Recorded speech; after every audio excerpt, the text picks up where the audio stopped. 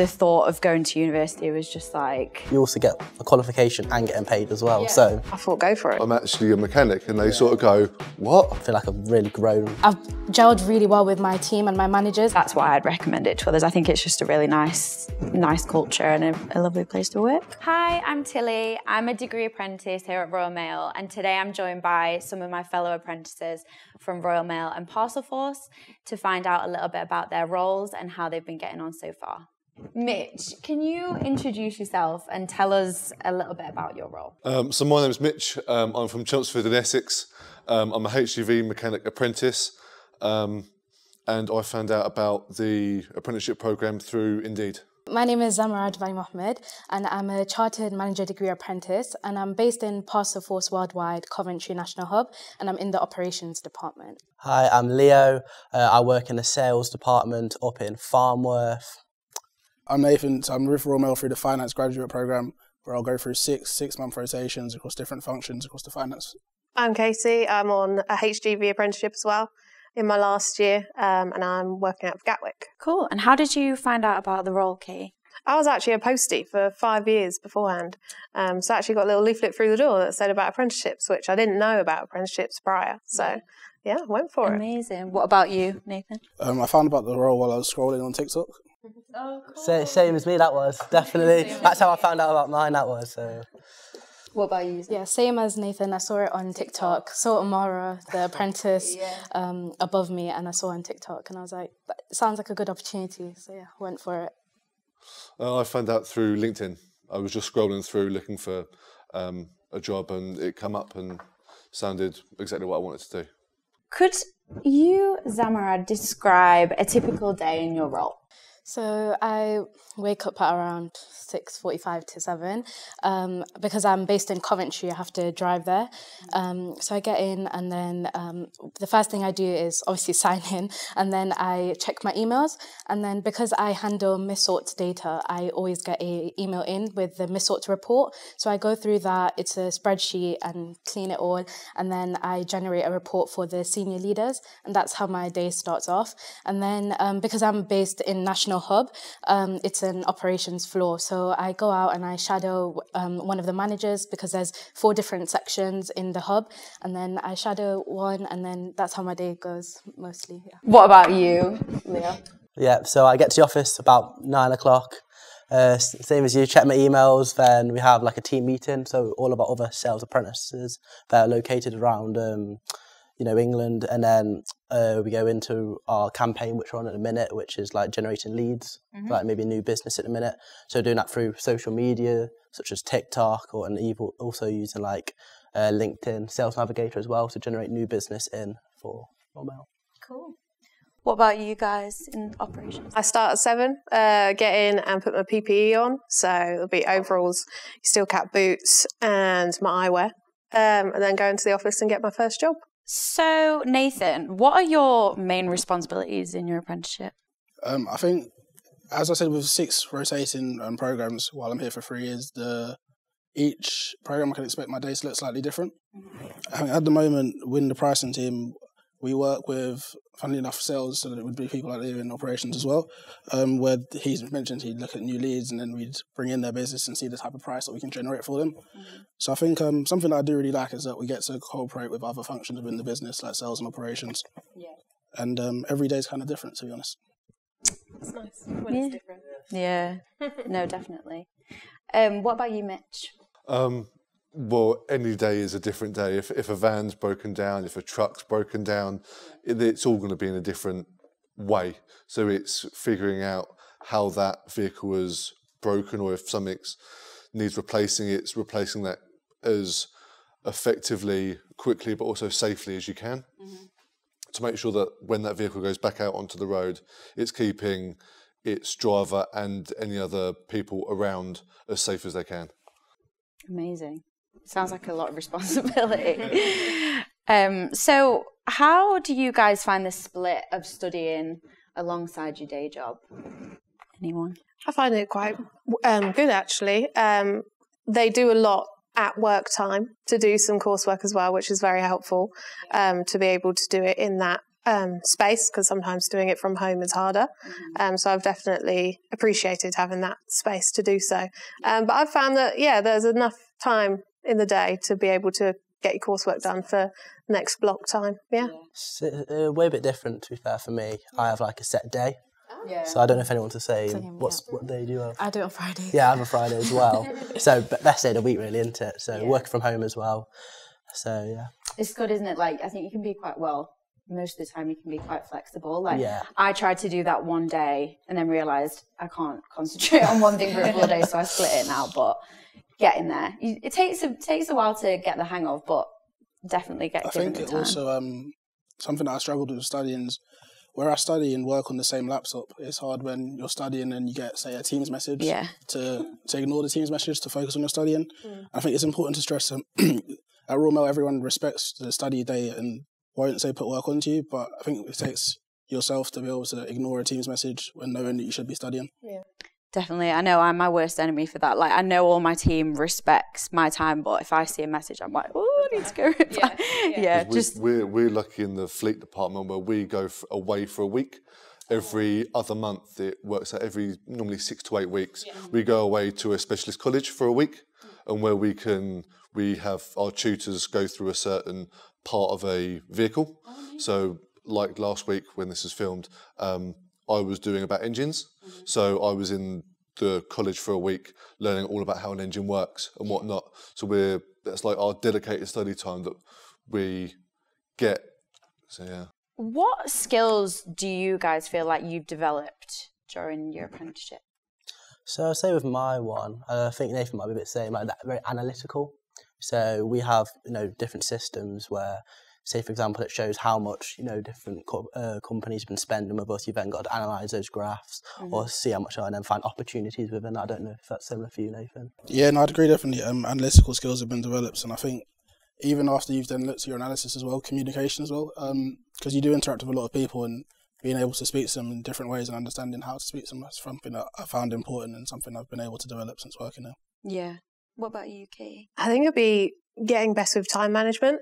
Because doing the HGV work, every job you get given has a time against it.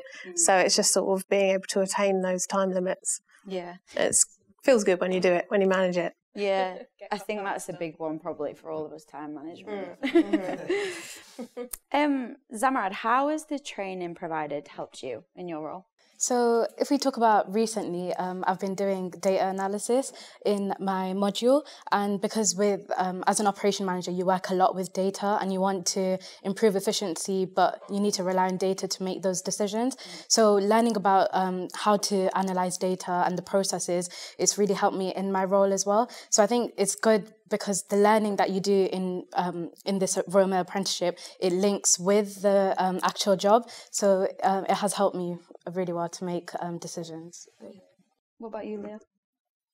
I'd say with us, I have every month I have one-to-ones with my tutor mentor, you could say, who fills in any areas that I need help with. And also in February, we're going down to my learning provider for an overnight stay where we're going to do 2 days of just courses and like you said, go over the analytical skills and other skills that could benefit you in your role, really. Yeah, amazing. I don't know about you guys, my PDE has helped me with so much, even outside of the degree kind of thing, even just personal, in my job, it's been so good to have someone to sound off, and she's been able to give me that advice that I wouldn't necessarily want to speak to someone in my team about. So I don't know about you, I've found that. No, definitely, yeah. Really helpful as well. So what challenges have you guys faced and how did you overcome them? I'll start with Katie. Challenges. It's probably the lingo. Sounds a strange one, but everything has a name and a title and to understand. And I remember when I first started, I was like, I don't know anything. It sounds like a foreign language. So it's just getting to know everything. And it's great. The more you go through it, you sort of have to reflect and be I really have come a long way. Yeah. Yeah, definitely. I can build on that one. The same with my department. One thing everyone's always said, they've got abbreviations for everything. Yeah, and you're I don't know what half these things mean, but over time, you know, you'll slowly come to develop and actually understand what they mean now. So yeah. And then you find you'll one day someone will say something and you'll flick back immediately and you'll come back with a relevant comment. It sounds weird, but you'll go, and then you start having this like intellectual conversation. That, I remember I had quite an early block at college, and the teacher said, "He can tell I know what I'm talking about," and I was like, "Oh, really? Thank you." Like I didn't realise, like that just showed. I was like, "Yeah, it's great." I know it's funny, isn't it? I feel like the switch happens overnight almost, because for ages I just felt like, God, I really can't tell what anyone's talking about, and then now, like you say, Mitch, I find myself saying like this corporate jargon. I'm like, wait, what? I've turned into the same. So what about rewards? What do you find most rewarding about your apprenticeship? I think, to be fair, like everyone said, when it clicks at something you didn't initially understand, then you do understand. I think that's very self-rewarding in itself, that you feel that you understand something. And I guess linking it back to the challenge question, even looking at what a challenge has been, for most of us coming into this, would have been our first, I guess, like formal jobs.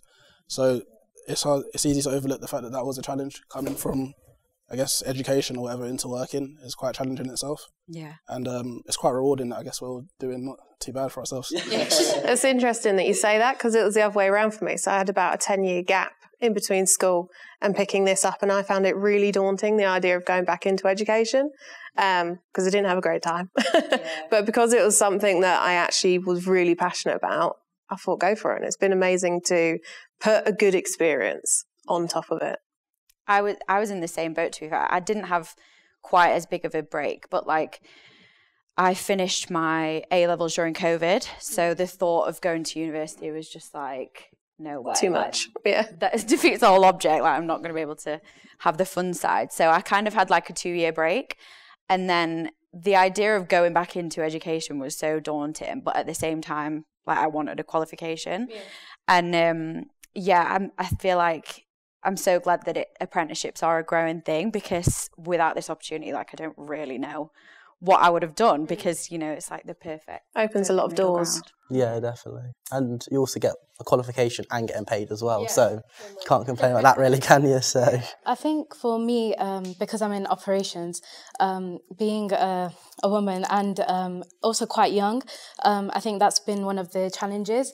But because I'm going to link that to the rewards, is that one day one of the operatives, they said to me that they've missed me because I was in a different section. And I think although it sounds like really small, but that comment really like made me emotional, because it felt like I'm actually fitting in now. Yeah. And because I did have struggles in like the beginning of settling in, like you said, it's the first job. So I think that comment really made me like, it made me feel successful that yes, now fitting into an environment that maybe not usual for me. So yeah. You're part of a team. Yeah, you're part of it. Has anyone else got a moment that they're like particularly proud of that stands out? Or when you've got a vehicle comes in that has got this amount of problems that you've got to try and work out. Yeah. That you know if it's going to take you a week, it's going to take you a week. Yep. But you're going to fix it. When you see that vehicle roll out the workshop and the reward of it working at the end. You fixed it, and you spent countless blood, sweat, and tears. You remembered where every bolt went back. And you've got no nuts and bolts left. Yeah. It's very rewarding. And it's a very rewarding that you've completed something of that sort of achievement. Satisfaction. So I guess, Leo, how has this apprenticeship helped you grow personally and professionally? Well, I'd say, especially with being in sales, you've got to be quite a confident person. You'll be able to talk to people whenever, basically all the time. It's the main role of that job. So before my apprenticeship, I wasn't that confident. I wasn't really that outgoing, but I feel like, you know, once I've started this, I'm about 5-6 months in now, and I feel like I've really grown, and it's helped my day-to-day life, even just speaking to anyone really. So yes. Yeah. What about you, Katie? For me, on like confidence base, probably like having the opportunity to do things like this. And even when we go up to college and it's very social, it's nice to sort of push me out of my limits and get used to that. Nathan, how would you describe the work environment and team culture? I think the work environment and team culture is very, I guess, encouraging. It's a good space for myself to come and do the apprenticeship. I think from the interview it was told to me that Royal Mail are investing a lot into their own talent. That's why they have so many apprentices like ourselves. I think it was really good for me to then come in and see that the investment actually being demonstrated every day. Like there's people who will take time to help me with certain things and people who do such forth. So I think it's good to see that come into life. Yeah. I've found it so helpful to be part of a cohort. Like my cohort specifically was only 6 of us. I know it's growing year on year, but that support and like having those guys to lean back on and again, like tell those little challenges that you maybe wouldn't want to speak to your team about, and just even to know that someone else is like going through the same experience with you. I found that really, really helpful, and yeah, great. Definitely, I think all of us can agree. Royal Mail are very supportive. Yeah. Like if you're stuck, you can go to anyone in your team, and they'll happily take time out of their day to come help you on something. We're apprentices. We're not supposed to know everything. No. So if we've got a problem, if you ask someone, they're going to help you. Yeah, that's it. It's like we've got mentors, so a person who's actually been given us to sort of learn, but all the others are absolutely fine with asking questions and taking the time out of their job to help. Yeah. I find all the time my manager, he reminds me that you're here to learn, and I think that's important that we are here to learn, and so any question isn't really a stupid question. And everyone's still learning as well. Exactly. Everyone's always learning. I think for me, as I said, operations is really a fast environment, and sometimes you don't get to build those connections as much as you want to. But with the recent We Are Christmas, the whole event, there was like one day where everyone had pizzas. They brought in pizzas for lunch, and we all got to talk and have a little extra break as well. And it was just really nice to have these events to connect with people who you work with daily, because sometimes you can just, you're just putting parcels and stuff, and it can get really quick, and you don't have time to have conversations because you want to reach the targets as well. But I think it's nice to have that downtime and just be able to connect with people who you work with daily. Yeah. Zamara, do you feel like you get that same kind of support from your like mentors and colleagues? I know you're in the operational side, so like I don't really know that well. So you talked about our PDEs, our professional development experts. They're always catching up with us in our one-to-ones, and they're really supportive. And as you said, it's not just always about learning. Sometimes they help you with like whatever you want to personally grow in. And I think I've gelled really well with my team and my managers. They may be a bit older, but they've got loads of experience as well. So I learn from them, and it's just fun because they try to include me in everything, and I can tell that I'm being taken care of. So yeah. Yeah, it's a great feeling, isn't it? Mitch, how do you see this apprenticeship influencing your future career? I enjoy what I do when I'm at work. I wake up in the morning, it's going to sound weird, but I wake up in the morning and I'm like, I go to work and I'm enjoying it. I'm a very social person anyway. So I enjoy being in that workshop scenario where we all know each other really well. Opens a lot of doors, doesn't it? Yeah. Really. I think for me, it's one thing like I've always wanted to go into sales, and when I saw the opportunity for an apprenticeship, especially with Royal Mail, I was like, that's the goal, to go into sales. I saw this supportive environment to be able to help me and develop me and go into those roles, and also seeing people progress within the business. I find that really motivates me. Yeah. So seeing that they were once an apprentice, they've now gone step to step. It's really motivated me. Yeah. I think that's a great thing as well. Like I work from home a lot of the time, but even coming in the office, and we work quite cross-functionally in HR as well, seeing those like different pathways and jobs that I didn't even know exist. Like it's great the amount of people you meet where you think, oh, actually, like I might be interested in that. So I love that side. Yeah, and like they said, like I know people that have gone from one area of the business to the other, but stayed within Royal Mail. Yeah. So it shows how diverse you can change if you wanted to. Yeah, my manager started on an apprenticeship, so it's nice to see how far you can literally go from start to end. Yeah, my mentor was an apprentice. He's been in the business 18 years. He's worked his way all the way up to a manager. So he had an apprenticeship 18 years ago, then was a supervisor, then was a manager. And just to see that sort of progression in a relatively short space of time is quite promising. I'm hoping for my future development. Yeah. I think it's great to see as well. I mean, I'm extra exposed to it in the talent space, but our scholar apprentices, like to know that if later on in my career I wanted to change avenue, do something different, that there is this support to have the training there to It's never too late, really, is it? Never too late to learn something new. So what are your career goals, Katie, after completing your apprenticeship? I fully just love it. So carry on with it and learn more. I know there's things like Master Tech, so you can specialise in, let's say, electrics, for example. I'm looking forward to, again, they also provide more training, even once you're qualified. So I think they're going to show us EV training, which will be great, and things like forklift driving. So yeah, just excited for what it can still come, even at the end of the apprenticeship. Amazing. Leo, why would you recommend this apprenticeship to others? So obviously, I would recommend this because I think, like I said, the supportive environment, which, like you said, all of us can agree on. Also, you get paid, well, you get a qualification, which is also a bonus. And also, Royal Mail's like a massive company.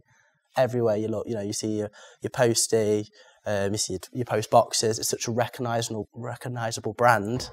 It's been going for, 500 plus years now, so definitely. Yeah. What about you, Mitch? Yeah, I'm going to go on what Leo said. It's such a recognisable brand. When I finish work and I go to get my dinner from the shops, and someone calls me, "Hi, Mr. Postie."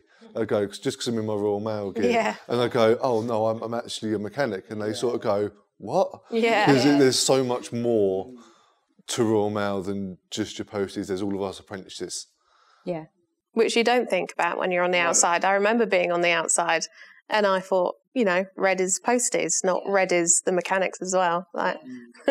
No, yeah, completely agree. I think the size of the business is a massive aspect in the other benefits that brings, and all the channels you can go down, all the people you meet. And personally, I feel like everyone that I've come across in the role has been great, and I've not really had any bad experience with people. Found everyone really friendly and supportive. So that's why I'd recommend it to others. I think it's just a really nice culture and a lovely place to work. I think Royal Mail, you can be truly who you are, so you can be authentic. And I remember one of the webinars before I joined the apprenticeship, one of the plant managers said that don't change yourself, change the company. That's why they're investing in you. Yeah. So I think inclusivity is really big. Why I joined here and why I would recommend it as well. Because for me, I come from an ethnic background and obviously I wear the hijab and stuff. So when I saw Umara, the apprentice, it just feels like I saw myself and I can take this opportunity. And obviously I want other people to look at me and say that, yes, look, even I can join and become someone who is almost like an influence. So yeah. Yeah, I totally get that, being the only female in my workshop. And I knew it would be highly likely when I went for the job that I'd probably be the only female. And it was daunting. You never know how it's going to go, but I've had the most amazing experience. I get treated exactly the same as everyone else. So it is lovely. That is very good to hear. Nathan, what's one piece of advice that you'd give to your past self before starting this apprenticeship? I think coming into this apprenticeship, I came into it relatively open-minded, and I think if I was to go back again, I'd do the same thing, because like we've kind of all alluded to, from the outside, when you think of Royal Mail, you think of your postie delivering things, and like Mitch said, you don't think of the bigger picture of all these different, the marketing teams and finance teams, etc. So coming in open-minded allowed me to, kind of see the whole bigger picture behind Royal Mail. And if I was to do it again, I'd say to do the same thing again. Just keep open-minded and then become shocked by the vast scale of the actual business, which is something that I'm still seeing and learning every day, how big the company really is. Yeah. I think me personally, if I could give myself one piece of advice, I would probably just to say in my application, which I feel like I did, to be fair, and I feel like which is why I did well in the application, is just to be yourself in the interview and show up as yourself, because I think it was quite daunting. I had a shared interview not a shared interview, it was like a collective process type thing. So when I joined the Teams call and I could see 100 people on the call, I was thinking, oh my God, there's no chance that the odds. I'm going to get it. But I feel like being just genuine and just going for it, giving it my best shot kind of thing, served me well. So I'd probably just do that again, and don't be afraid to apply as well. I know not even just degree apprenticeships, all apprenticeships are quite competitive now, and I feel like people may be put off by thinking, oh, there's no chance everyone's going for it. But You've got to be in it to win it. Yeah, you do. I remember someone told me the odds, it was like something about 1 in 100, and I was like, blimey. Yeah. Like, those odds aren't great. And then you get it and you go, I'm that one. I'm the chosen one. Leo, what about you? What's the piece of advice you give? I'd say for me, no, like Nathan said to begin with, no question's a silly question. Like, as stupid as it might sound, once, you ask someone and they give you the answer, it's going to actually make a lot more sense to you, and it could even benefit you in your day-to-day job and stuff like that. So, yeah. Amazing. Well, I think that's everything, guys. Thank you for coming today. It's been great. Thank you. Thank you. If you're interested in applying for an apprenticeship with Royal Mail or Parcelforce, follow us on social media or check out our careers website.